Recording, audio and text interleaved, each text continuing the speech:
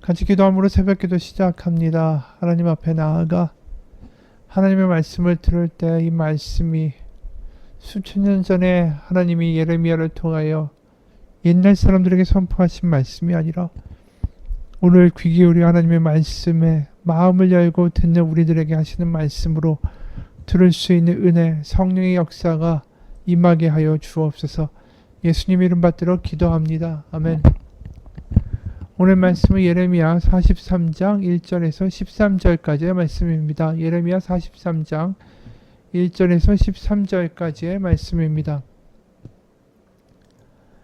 예레미야가 모든 백성에게 그들의 하나님 여호와의 말씀 곧 그들의 하나님 여호와께서 자기를 보내사 그들에게 이르신 이 모든 말씀을 말하기를 마치니 호사야의 아들 아사랴와 가랴의 아들 요하난과 모든 오만한 자가 예레미야에게 말하기를 네가 거짓을 말하는도다. 우리 하나님 여호와께서 너희는 애굽에서 살려고 그리로 가지 말라고 너를 보내며 말하게 하지 아니하셨느니라. 이는 네리의 아들 바룩이 너를 부추겨서 우리를 대적하여 갈대아 사람의 손에 넘겨 죽이며 바벨론으로 붙잡아 가게 하려 함이라.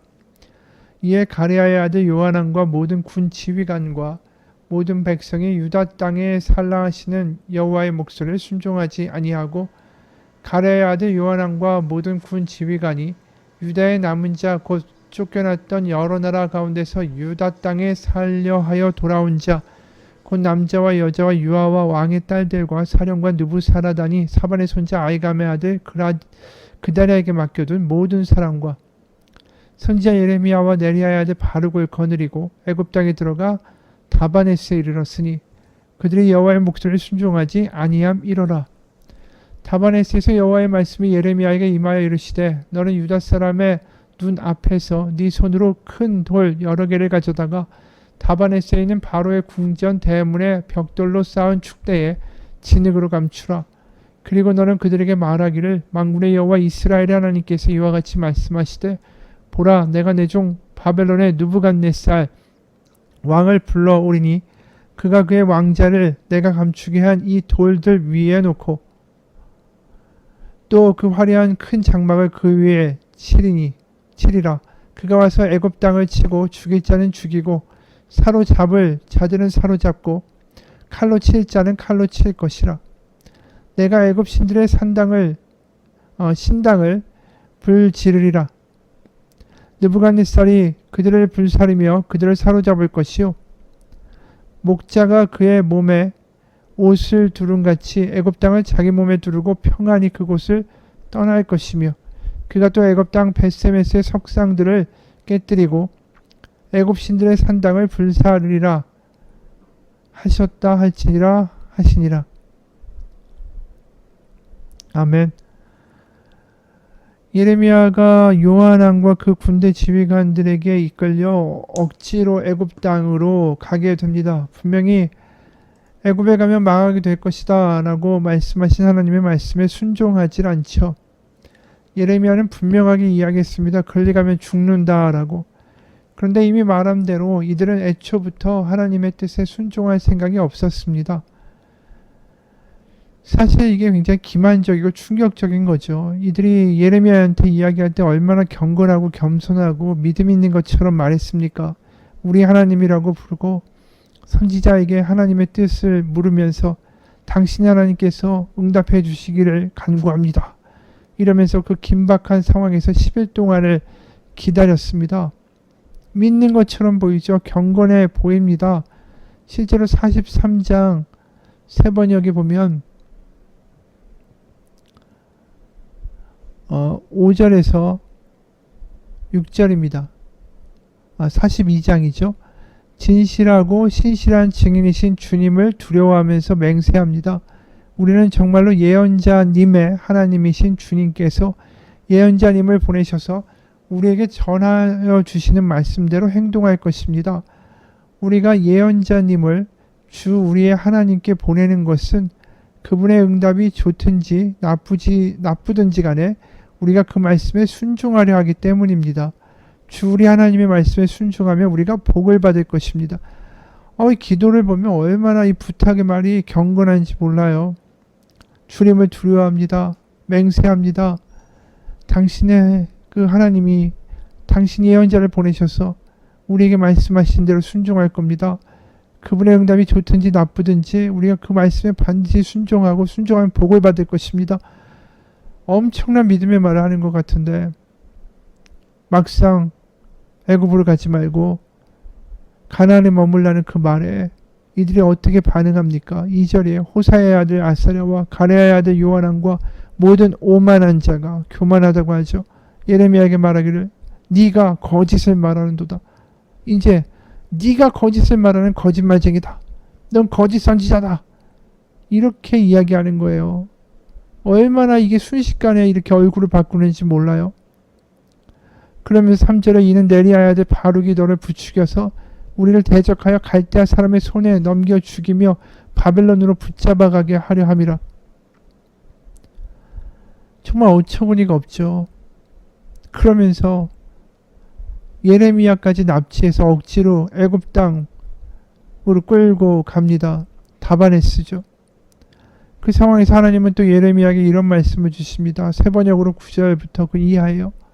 너는 너의 손으로 큰 돌을 날라다가 다바네스에 있는 바로의 궁 대문 앞 포장된 광장을 파고 유다 사람들이 보는 앞에서 그 돌들을 묻어라. 그런 다음에 너는 유다 사람들에게 이렇게 전해라. 나 만군의 주 이스라엘의 하나님이 말한다. 내가 사람을 보내어 나의 종 바벨론 왕 느부갓네스를 데려오겠다. 그러면 그는 내가 묻어놓은 이 돌들 위에 자기의 보좌를 차려놓고 그 위에 차이를 칠 것이다. 그가 와서 애굽 땅을 치면 연병에 걸려 죽을 자는 연병에 걸려 죽고 포로로 끌려갈 자는 포로로 끌려가고 칼에 맞아 죽을 자는 칼에 맞아 죽을 것이다. 그리고 그는 애굽의 신전들의 불을 놓아서 신상들을 태우거나 전리품으로 가져갈 거다. 그는 마치 목동이 자기 옷에서 벌레를 잡아내듯이 애굽 땅을 말끔히 털고 아무런 저항도 받지 않고 그곳에서 평안히 떠나갈 것이다. 그는 애굽 땅에 있는 태양 신전의 돌기둥을 부수고 애굽의 신전들을 불살라 버릴 것이다. 이 이야기를 왜 굳이 하실까요? 왜 예레미야에게 이러한 행동까지 하게 하실까요? 이 정도면 끔찍한 존재 아닙니까? 위선이고 가식적이고 가증스러운 이런 사람들에게 무슨 예레미야를 통해서 또다시 선포를 하시고 멸망할 것이다라는 이야기를 하실까요? 더 말해서 무엇합니까? 상종조차 하기 싫은 종자들 아닙니까? 진리만도 하신데 하나님은 이들에게 저주를 선포하시고 말 자체를 하실 필요가 없는 거죠. 그런데도 하나님은 이 이야기를 하시고 예레미야에게 이런 행동을 시키신다는 건 뭡니까? 지금이라도 애굽에서 나오라는 거예요. 지금이라도 돌이키라는 거예요. 남유다의 끝까지 계속해서 예레미야가 얼마나 많은 선포를 합니까? 들리지도 않은데 오죽 안 들리면 예레미야가 갇히고 진흙 구덩이에 빠지고 순환을 당합니까? 그렇게 안 듣는데도 하나님 또 말씀하게 하시고 또 말씀하게 하시고 지금 심지어 애굽으로 도망간 사람들에게 이런 행동과 말을 하라는 건 이들에게 다시 가나안으로 돌아가라는 의미 그것밖에 안 되는 거죠. 하나님이 열심히 있지 않습니까? 근데 이 사람들이 얼마나 가증스러운 사람들인지 몰라요. 지금 도망간 사람들도 있지만 애초에 아예 애굽으로 도망갔던 사람들도 있을 거고 그래서 애굽에 머물러 살던 남유다의 사람들이 얼마나 악했는지 모릅니다. 심지어 이런 얘기도 해요. 그러니까 애굽에 피난했던 남유다의 피난민들이 세번역으로 보면 44장에 15절에서 18절을 보면 이런 말까지 합니다. 자기 아내들이 다른 신들에게 제물을 살라 바친다는 것을 아는 모든 남편들과 그곳에 서 있던 모든 여인들 곧 하 이집트와 상 이집트에 사는 온 백성의 큰 무리가 예레미야에게 항의하였다. 당신이 주님의 이름으로 우리에게 무슨 말을 하든지 간에 우리는 당신의 말을 듣지 않겠소. 우리는 우리의 입으로 맹세한 대로 할 거요. 우리와 우리 조상과 우리 왕들과 우리 고관들이 유다 성읍들과 예루살렘 거리에서 하던 대로 우리도 하늘 여신에게 제물을 살라 바치고 그에게 술 제물을 바치겠소. 하늘 여신을 섬길 때에는 우리에게 먹을 양식이 풍족하였고 우리가 잘 살았고 재앙도 만나지 않았는데 우리가 하늘 여신에게 제물을 살라 바치는 일을 그치고 그에게 술 제물 바치는 일을 그친 뒤부터는 우리에게 모든 게 부족하게 됐고 우리는 전쟁과 기근으로 죽게 됐소. 그들이 망한 이유가 우상 숭배를 해서가 아니라 바로 하늘 여신에게 술 제물과 제물을 바치는 일을 게을리해서 이렇게 된 것이다 라고 말하는 거예요. 하나님은 안중에 들어와 있지도 않습니다.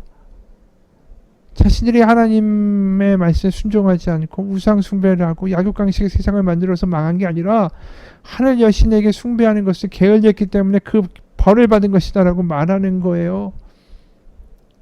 그런 백성들에게 뭐 이런 걸 보여줍니까? 하나님이 무슨 돌을 갖다가 가져다가 다바네스에 있는 바로의 궁 대문 앞에다가 그걸 파고 묻고 이게 지금 바로 멸망할 것을 미리 보여주는 상징 행위다라고 그렇게까지 구차하게 여러 번 말씀하실 필요가 뭐 있습니까? 하나님이 안타까우신 거죠. 낭떠러지로 가면서 죽는 대로 스스로 걸어가는 거 아닙니까? 나와라, 죽는다. 아니다, 여긴 행복한 곳이다. 난 안 나간다. 여러분, 우리가 아무리 보기에 좋은 것도 하나님이 보실 때는 위험하고 아니다라고 하실 때가 있습니다. 분명히 여기로 가면 우리 생각에는 안전하고 좋고 행복할 것 같은데 하나님이 보실 때는 끔찍한 길이요. 그래서 그곳에서 나와서 하나님의 말씀에 순종하여 정말 내가 볼 때 아닌 곳으로 가는 것이 하나님의 뜻이다라고 우리에게 선포될 때가 있다라는 거죠. 우리의 믿음이 내 생각대로 편하고 내 생각대로 좋고 내 생각으로 보기에 합당하고 근사한 곳을 쫓아다닌다면 우리 하나님의 역사를 맛볼 수가 없어요. 왜냐하면 우리가 선악을 판단할 수 있는 능력이 없잖아요. 그런데도 내 생각이 시퍼렇게 살아서 내 뜻대로 살고자 하고 내 뜻대로 판단하기 좋아 보이는 것만을 쫓아다니다 보면 거기서 하나님의 역사를 맛볼 수가 없습니다. 애굽에 간 사람들이 무슨 하나님의 역사를 맛보겠어요? 결국 파국이죠. 결국 우리의 생각이 매일매일 죽을 때 우리 하나님의 역사를 맛볼 수 있는 겁니다. 갈라디아서 2장 20절에서 내가 그리스도와 함께 십자가에 못 박혔나니 그런즉 이제는 내가 사는 게 아니고 오직 내 안에 그리스도께서 사시는 것이라. 이제 내가 육체 가운데 사는 것은 나를 사랑하사 나를 위하여 자기 자신을 버리신 하나님의 아들을 믿는 믿음 안에서 사는 것이라. 사도 바울도 뭘 얘기합니까? 매일 자신의 생각과 자신의 판단과 자신의 계획을 매일 십자가를 못 받고 내 안에서 이제부터 일하실 분은 하나님입니다. 저는 어느 길로 갈지도 모르겠습니다. 저는 무슨 말을 해야 될지도 모르겠습니다. 하나님 지혜 주시고 하나님 인도해 주시고 하나님 역사해 달라고 매일 아침마다 죽기 살기를 기도한다라는 거 아니에요? 그럴 때 애굽이 아니라 가나안으로 가게 될 수 있는 거예요. 자신이 죽지 않으니까 애굽이 좋아 보이죠. 애굽으로 가야 되는 거예요. 그러면 하나님의 역사를 어떻게 경험합니까? 내가 죽을 때 하나님의 역사가 나타날 수 있는 것을. 제가 신학교를 다닐 때 정재훈 박사님이란 분이 오셔서 간증을 했는데 이분이 미국에서 사는 분이에요. 교포인데 극저온 신경조직과 열 장치를 만드는 세계적인 권위자입니다. 이 나사에서 화성 탐사선을 제작하는데 이분이 세운 회사 테이코 우주개발에 이 개발한 부속이 180여 개가 들어갔어요. 왜냐면 화성 표면에서는 온도가 영하 275도까지 내려갔다가 다시 또 대기를 통과해서 나올 때는 열이 2000도까지 올라가니까 이게 너무나도 이게 내려갔다가 올라갔다가 심하니까 이걸 견딜 수 있는 부속을 만들어야 되는 겁니다. 그러니까 아주 특별한 회사죠. 그리고 2003년에 우주왕복선 콜롬비아호가 참사가 났는데 그때 외부 연료 탱크의 결빙을 막는 장치를 개발해서 이 디스커버리호라고 그 다음에 발사되는 그 우주왕복선의 성공적인 발사를 가능케 했던 회사가 이 회사예요. 이 정지현 박사라는 분이 이렇게 간증을 합니다. 저는 매일 4시 반이 되면 일어나서 출근하는 복장으로 단정히 책상에 앉아 하나님의 말씀을 읽고 받습니다. 그러면서 이런 일화를 이야기해 줍니다. 우주정거장 시스템에 들어갈 부품을 나사에다가 납품을 했대요. 근데 뭐가 잘못돼가지고 나사에서 전화가 온 겁니다. 사태가 심각하다고. 같이 개발했던 나사 엔지니어들은 다 자기 잘못 아니라고 우기고, 그래서 회사가 있는 캘리포니아에서 나사가 있는 시카고로 가겠다. 이 전화를 응답하고 새벽에 시카고 공항에 내려가지고 그분들이 하던 습관대로 새벽이 되니까 아침 말씀을 폈습니다. 기도를 하는데 하나님, 몇백만 불에 몇천만 불의 손실을 보게 될 뿐 아니라 이제 회사의 신용과 회사의 기술에도 이 사람들이 의심이 생기고 문제가 생길 것 같습니다. 하나님 지혜를 주십시오. 그래서 늘 습관대로 말씀을 보는데 그날 주신 말씀, 묵상한 말씀이 요한복음 13장이었어요. 세족식의 장면. 예수님이 6월절 전날 돌아가시기 전날에 제자들의 발을 씻기시는 장면이죠. 근데 갑자기 성령의 깨달음이 온 거예요. 아, 난 가서 발을 씻기면 되겠구나. 나사에 도착하니까 나사의 직원들이 눈을 부라리고 막 째려보는 거예요. 이제 희생양을 찾았다라는 거죠. 그분을 데려가서 지금 문제가 있는 기계를 보여주고 회의가 시작되는데 분위기가 살벌한 겁니다. 근데 이 정 박사님이 입을 열고 거기서 담대히 이런 얘기를 했어요. 이 물건 다시 만드는데 3개월 걸리지만 저희가 다시 6주 안에 만들어 보겠습니다. 그리고 이 모든 건 전적으로 제 책임입니다. 이렇게 말하니까 분위기가 갑자기 확 바뀌더라는 거예요. 수백만 수천만 달러를 책임질 사람이 생기니까 이 나사 사람들 표정이 확 바뀌는 거죠. 그런데 문제는 이 사람들 자신들이 잘못했다라는 걸 아는 거예요. 스스로 알더라는 거죠. 그런데 이분이 와서 이렇게 말해주니까 이 사람들이 나중에 와서 뭐라고 얘기하냐면 우리도 같이 만든 거니까 우리가 돈을 더 주겠다. 우리도 도와주겠다. 그러면서 어떤 일이 벌어졌냐면 더 나은, 더 많은 계약을 이 회사에다가 주더라는 거예요. 그래서 이 정재현 박사님이 이래요. 내가 하나님 말씀대로 오히려 내 실수라고 그냥 말해버리니까 하나님은 더 큰 역사와 더 큰 길을 나에게 보여주셨다고. 이분이 자신의 선악을 판단하고 내 이익과 손해를 주판단을 그 자리에서 챙겨봤으면 100% 가서 똑같이 따지고 항변하고 싸웠을 겁니다. 그런데 이분이 한 게 뭐예요? 내가 선악을 판단하는 게 아니라 내 계획과 내 판단과 내 주관과 내 생각과 내 기준을 다 하나님 십자가에 못 박고 하나님 말씀하시는 대로 제가 하겠다라고 했더니, 그래서 그 새벽에 공항에 도착해서 그 습관대로 말씀을 피고 말씀을 묵상하고 하나님의 말씀을 듣고자 했을 때 하나님이 들려지는 마음 가운데 하나님의 은혜를 주신 거예요. 그러면서 하나님의 말씀이 답이라 하고 그것대로 순종해 가는 사람들에게는 하나님이 보여주시는 놀라운 역사와 놀라운 돌파구가 열리게 될 것입니다. 같이 기도하겠습니다. 하나님, 세상이 말하는 뻔한 길, 내가 보기에는 형통한 길, 기도하지 않아도 너무나도 당연한 길, 그 길만을 가고 세상 사람들 따라가는 것이 아니라 매일 아침마다 하나님 제 계획과 제 생각과 제 판단이 죽습니다. 하나님, 하나님의 뜻과 하나님의 길과 하나님의 인도하심이 오늘 저를 이끌어 가실 수 있도록 저를 내어드립니다. 하나님, 하나님의 뜻을 이루어 주옵소서. 이 기도마다 하나님께서 우리를 더 놀라운 길로 인도하시며 내가 생각한 것보다 더 놀라운 일을 역사하며 이루신 하나님의 그 경륜과 하나님의 역사들을 경험할 수 있는 오늘 하루가 되게 도와주옵소서. 예수님 이름 받들어 기도합니다. 아멘.